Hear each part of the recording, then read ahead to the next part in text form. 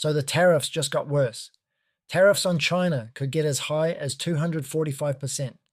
This means that a dollar product in the US will now cost $3.45 in China.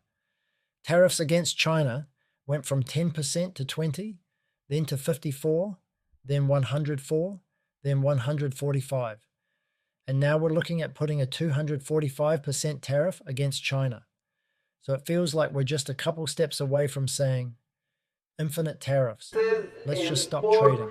And China's response is calling the bluff, saying the tariffs are meaningless at this point, and it just makes no difference. But it does make a difference to businesses, because last year, the United States imported over $438 billion worth of stuff from China. And this new 245% tariff would increase the price of all this stuff by a factor of about 3.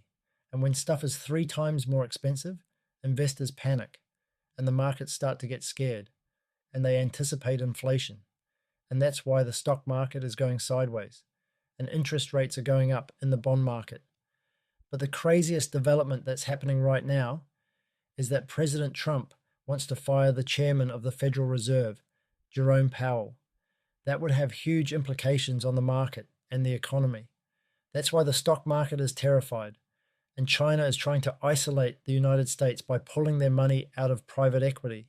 And that's why there's even rumors of the United States potentially issuing something called the super bond, a bond with a 100-year payback period. So what started as a trade war is now something a lot bigger.